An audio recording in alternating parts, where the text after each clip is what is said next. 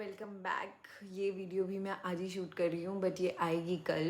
तो अब मैं आप लोगों को बताती हूँ कि लाइफ का क्रिएटर कैसे बनना है। ऑल्दो ये मैं अपने यूट्यूब चैनल के लिए बना रही हूँ, मुझे पता है मेरे पास बहुत सारे सब्सक्राइबर नहीं हैं, बट किसी को भी मेरी लाइफ से अगर मोटिवेशन मिलेगा तो मैं उसे मोटिवेट करने के लिए रेडी हूँ। क्योंकि तो सबसे पहले अपने दिमाग में, अपने माइंड में एक चीज़ क्रिएट करो कि जो बहुत सारे थॉट्स आपके दिमाग में आते हैं ना कि उसने मेरे साथ ऐसा क्यों किया, उसने मुझे क्या, उससे आप एक चीज़ सोचो। सबसे पहले तो नेगेटिव लोगों से दूर हो जाओ एकदम। वो तो आपकी पीठ के पीछे बोलेंगे ही, उनका काम है, they will speak, they will say. क्योंकि जो इंसान, जब इंसान ऐसे बढ़ता जाता है ना, तो जो नीचे तबके के लोग होते हैं ना, जो नीचे रह जाते हैं और इंसान बढ़ जाता है, तो वो जो लोग होते हैं ना, वो इस इंसान के बारे में बोलना ही स्टार्ट करते हैं। क्योंकि उनके पास, देखो, उनके पास लेवल नहीं है आप तक आने का। डिफरेंस देख रहे हो? तो लेवल है नहीं आपके पास आने का। अब वो यहाँ तक आ नहीं सकते। जब वो यहाँ तक आ नहीं सकते तो क्या करेंगे? वो नीचे से ही क्या करेंगे? आपके बारे में गलत बोलेंगे लोगों को। अब जब आपके बारे में गलत बोलेंगे तो दे आर क्रिएटिंग देयर कार्मिक कर्मा, जो उन्हें अभी पता नहीं चल रहा, लेकिन उनको फ्यूचर में पता चलेगा। So better ignore them. अपनी लाइफ को क्रिएट करो, क्रिएट योर लाइफ। क्योंकि आपको पता है सच छुपने वाला नहीं है। तो बेटर है कि आप इस इंसान, देखो आपके पास दो ऑप्शन है, या तो आप इस इंसान को कर्स करते रहो, इसको नेगेटिव बोलते रहो, इसके बारे में नेगेटिव बोलते रहो। वो तो नेगेटिव बोल ही रहा है आपके बारे में, आप उसके बारे में नेगेटिव बोलोगे तो आप उसके और अपने कर्मा को बराबर कर रहे हो, उसकी और अपनी भक्ति को बराबर कर रहे हो। तो बेटर क्या है कि आप इसको इग्नोर कर दो। सबसे पहले इनसे दूर हो जाओ, ठीक है? उसके बाद आप अपनी लाइफ के ऊपर फोकस करो, ठीक है? जो टीचर्स हैं वो तो बेस्ट एग्जाम्पल बन सकती हैं बच्चों का, माएँ बेस्ट एग्जाम्पल बन सकती हैं अपने बच्चों का, ठीक है? अपने बच्चों की लाइफ आपको कैसे क्रिएट करनी है। अब मैं आपको बहुत अच्छा एग्जाम्पल देती हूँ। मेरे पास बहुत सारे लोग ऐसे आए थे, मतलब मेरी कुछ बहुत सारी फ्रेंड्स ऐसी थी जो आज भी मेरे वीडियो देखेंगी। वो मुझसे हमेशा पूछती थी, यार हम तो कंसीव ही नहीं कर पा रहे, हम तो प्रेग्नेंट ही नहीं हो पा रहे, हम तो प्रेग्नेंट हुए ही नहीं हैं, हमारे को ये सौभाग्य माँ बनने का कब मिलेगा? देखो, माँ बनने का सौभाग्य जो होता है ना, भगवान किसी को बहुत जल्दी दे देता है, with in period of months, और किसी को बहुत सालों तक नहीं देता। जबकि हालांकि अच्छा ये भी है, अच्छा ये भी है अपनी अपनी जगह पर, ठीक है? लेकिन ऐसा क्यों? क्योंकि भगवान को पता है ये अभी रिस्पॉन्सिबिलिटी उठाने के लायक नहीं है, इसके अंदर माँ वाला दिल अभी नहीं है, ये कार्मिक कर्मा में फंसा हुआ है, इसके कर्म ऑलरेडी खराब हैं। और अगर ये इंसान ऑलरेडी कर्म खराब होने के बावजूद और कर्मा को खराब कर रहा है, तो मतलब इसको कभी वो अपॉर्चुनिटी मिलने नहीं वाली है, ठीक है? एक दूसरी तरफ है, इसको सारी अपॉर्चुनिटीज मिली, ठीक है? ये जल्दी जल्दी माँ भी बन गई, इसको माँ बनने का सुख भी मिला, बच्चा भी इसके पास रहा, चीज़ें भी इसके साथ रहीं, और बाकी सारी जो लाइफ की ब्लेसिंग्स हैं जो दूसरे लोग देते हैं वो भी इसको लग रही हैं, ठीक है? अच्छा खाना इसको मिल रहा है, और ये बहुत, मतलब लाइफ में इसकी भी प्रॉब्लम्स हैं और इसकी भी प्रॉब्लम्स हैं, लेकिन इसको जल्दी मिल गई, इसको लेट मिली। क्यों? क्योंकि कर्मा, ठीक है? दोनों के अपने अपने कर्माज हैं,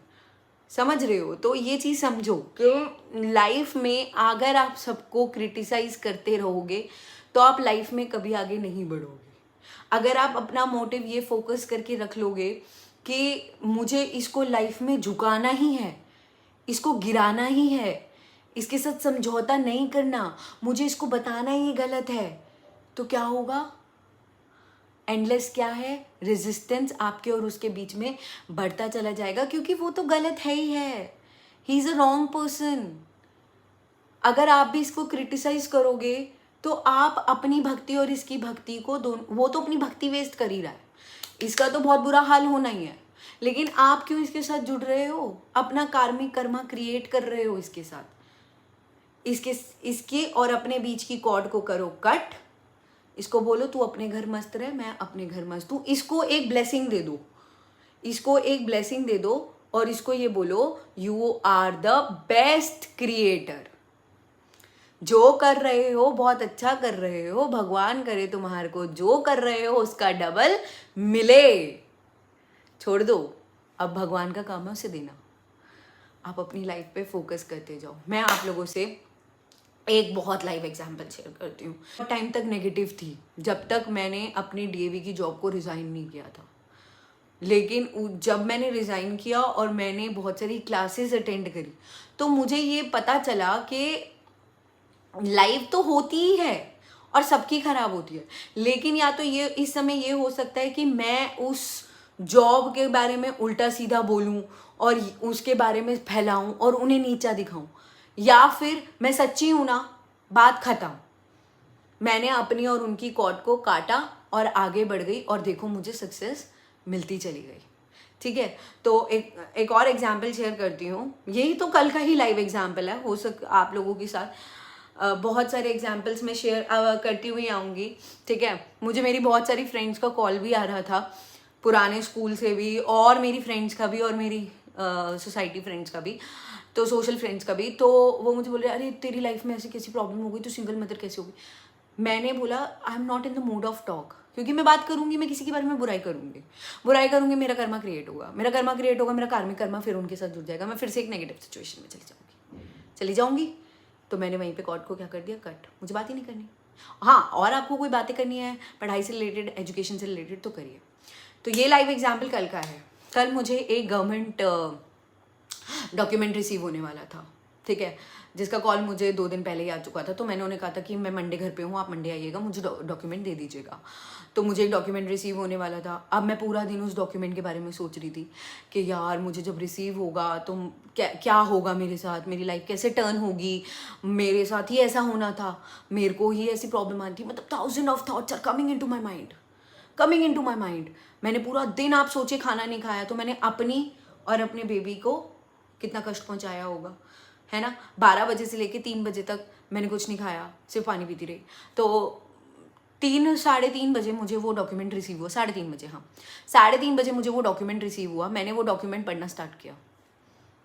आई ओपन दैट डॉक्यूमेंट, एक एनेक्जर पढ़ा, पॉइंट पढ़ा, दूसरा पॉइंट पढ़ा, तीसरा पॉइंट पढ़ा, ऐसे 30 पॉइंट थे मैंने पढ़े। ठीक है, मुझे क्या लगा था मैं रोऊंगी। मैं अपनी बात बता रही हूँ, मैं उस समय इतनी लो थी, मुझे 12 से 3 बजे तक ये लगता रहा मैं रोऊंगी। हाय, मैं ये सोचूंगी मैं बेचारी, मेरे साथ क्या हो गया, मेरी लाइफ ऐसे कैसे टर्न हो गई, मेरे साथ क्या हो गया, मतलब लोग तो मेरे बारे में कह ही रहे हैं कि मेरे साथ इतना बुरा हुआ और मैं अपने आप को और एक्सपोजर कर रही हूँ, मेरे साथ क्या हो गया, मेरे को इतना, मेरे साथ ऐसे हो गया, वैसे हो गया, या ये हो गया या वो हो गया। जब मैंने वो डॉक्यूमेंट पढ़ा 3:30 से 3:45 के बीच में, मैंने वो डॉक्यूमेंट बंद किया और लिटरली आप बिलीव नहीं करेंगे, मुझे एक आंसू तक नहीं आया। मैंने वो डॉक्यूमेंट उठाया और राधा रानी के चरणों में जाकर ऐसे रख दिया और मैं ऐसे जोर जोर से ताड़ी मारने लगी। मैंने कहा वाह राधा रानी, तू इतना अच्छा भी कर सकती है, तो मैं सोच ही नहीं सकती थी। क्यों? क्योंकि उस डॉक्यूमेंट में क्या लिखा है, सब कुछ झूठ लिखा है। अब झूठ लिखा है तो जो झूठ लिखा है उस डॉक्यूमेंट में, उसको प्रूफ करने के लिए आपको क्या चाहिए, प्रूफ चाहिए। अब प्रूफ तो है नहीं ना, क्योंकि वो झूठ है।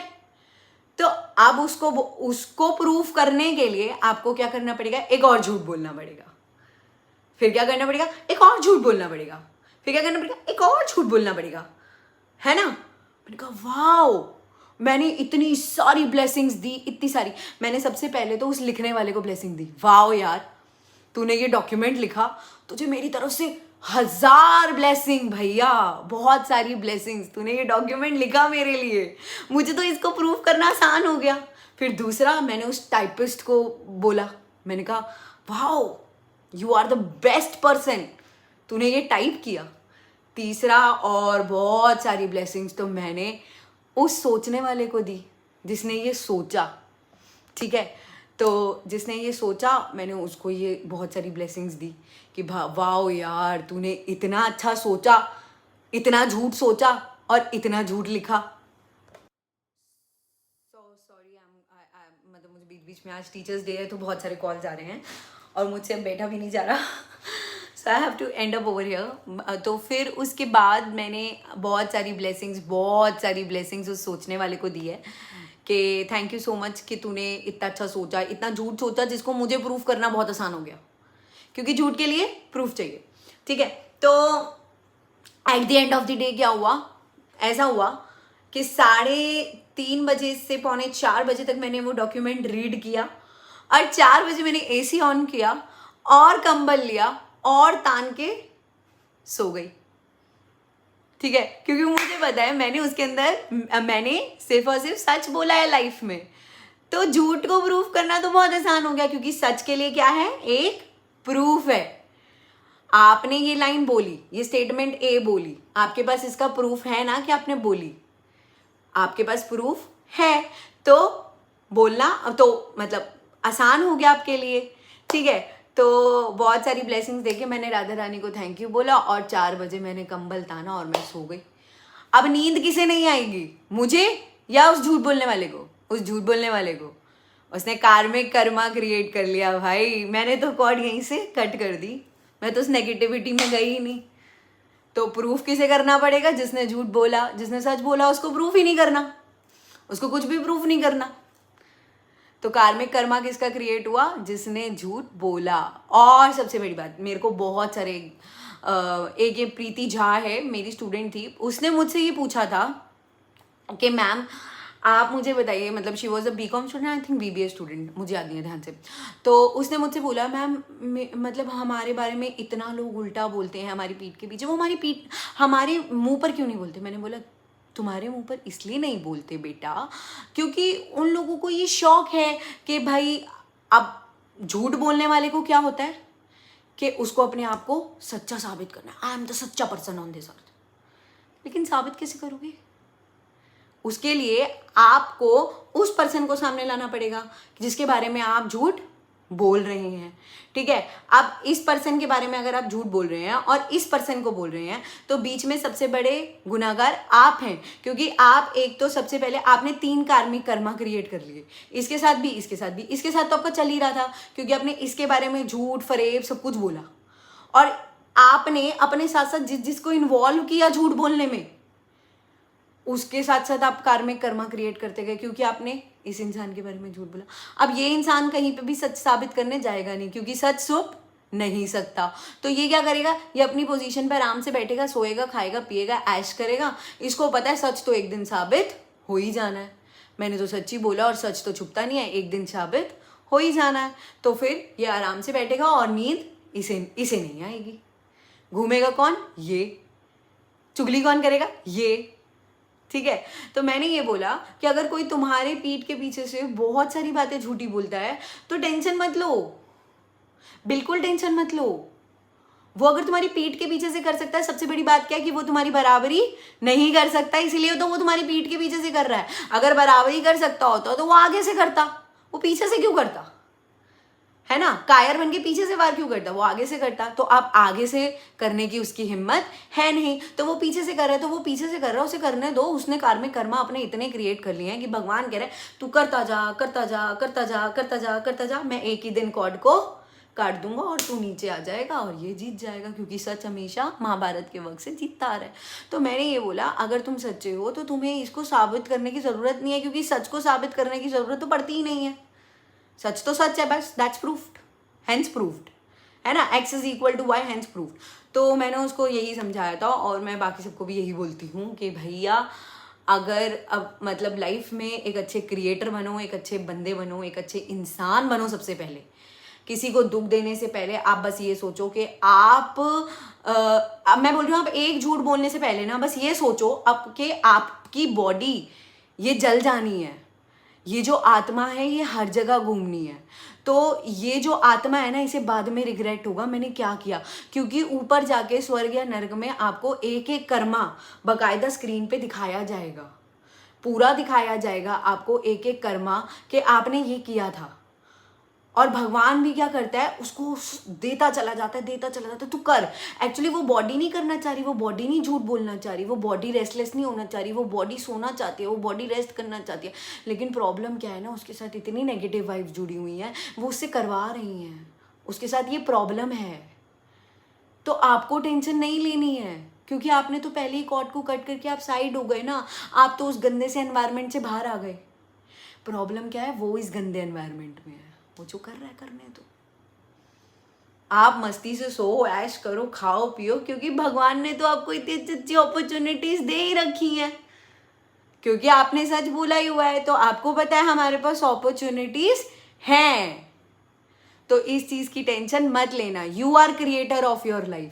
लाइफ में जितनी अभी आपको लग रहा है ना प्रेजेंट में मेरे साथ प्रॉब्लम्स आ रही हैं, मेरे साथ बहुत प्रॉब्लम हो रही है, मेरे को दुख ही दुख मिल रहा है, या तो मैं ये सोच के रो लूं मेरे साथ हाई प्रॉब्लम क्यों हो गई, मैं या तो पूरी रात सोऊं ना, ठीक है, अपनी स्किन खराब कर लूं, अपना बेबी खराब कर लूं, अपनी बॉडी खराब कर लूं, या फिर मैं ये सोचकर चद्दर दान के सो जाऊं इस डेट पर मेरे साथ ये होना है और सच बोला हुआ है, तो फिर डरना किस बात का, जाएंगे जंग लड़ेंगे मजे से, है ना।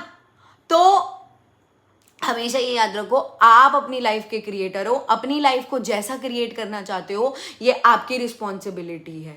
झूठ बोलने वाले की रातों की नींद हराम होती है और होगी, लेकिन सच बोलने वाले की रातों की नींद ना हराम होती है ना होगी। वो चैन से सोएगा क्योंकि उसे पता मैंने सच बोला है, और उसके बाद उसको प्रूफ करना बहुत आसान है क्योंकि मैं उसके प्रूफ लेके घूम रहा हूँ। बात खत्म। अपने इष्ट को हमेशा थैंक यू बोलो। बहुत अच्छी बात है, आपने हमें बहुत अच्छी लाइफ दी है, बहुत अच्छी लाइफ हमारे साथ स्पेंड हुई है। तो ये वीडियो बहुत लंबी हो जाएगी, तो will meet some another day. ये 2 वीडियोस मुझे आप लोगों के लिए बनानी थी, लेकिन एक वीडियो आएगी आज दैट टीचर्स डे की, और एक वीडियो आएगी कल। तो will meet you some another day with good things, ठीक है। और अपनी लाइफ में प्लीज़ पॉजिटिव रहिए और हमेशा सच बोलिए, प्लीज़ सच का साथ दीजिए। ओहदा कितना भी बड़ा हो और कुर्सी कितनी भी बड़ी हो, प्रधानमंत्री के आगे भी अगर आपको सच बोलना पड़े तो आप सच बोलिए, क्योंकि सच की हार कभी नहीं होती और झूठ की तो हार निश्चित है ही है, ठीक है। और जो आपके स्पेशली जो आपकी पीठ के पीछे से बोलते हैं ना, उनको तो बोलिए और बोलो और बोलो और बोलो और बोलो और बोलो और बोलो, क्योंकि उनको नीचे गिरना है ही है, क्योंकि वो आगे से आके कन्फ्रंट नहीं कर सकते हैं। कन्फ्रंट करेंगे तभी तो सच और झूठ की लड़ाई शुरू होगी ना, तो वो कन्फ्रंट नहीं कर सकते। आप देखेंगे हमेशा एक झूठा व्यक्ति जो होता है ना, वो हमेशा अपनी आंखें चुराता फिरेगा, वो कभी भी ऑफिशियल्स के सामने नहीं जाएगा, पुलिस हो गई, कोर्ट हो गई, कचहरी हो गई, वो कभी नहीं जाएगा। लेकिन जो एक सच्चा व्यक्ति होगा ना, वो हमेशा हर जगह जाएगा, क्योंकि उसने सच बोला हुआ है, वो प्रूफ कर सकता है। लेकिन एक झूठा व्यक्ति प्रूफ नहीं कर सकता है, इसलिए वो कभी भी आप देख लीजिएगा, वो पीठ के पीछे से बहुत कुछ बोलेगा लेकिन वो आगे नहीं जाएगा, क्योंकि उसको उसकी बॉडी को नहीं, उसकी आत्मा को पता है। उसकी आत्मा उसे गाइड करेगी, अरे तू झूठा है, तू बैठ जा यहीं पर, वहां चला गया तो तू फंस जाएगा, ठीक है। तो इस चीज को हमेशा याद रखिए कि सच बोलिए, सच पर चलिए, सच का रास्ता अपनाइए। सच बोलेंगे तो अपनी लाइफ को क्रिएट खुद करेंगे। Bye bye, take care.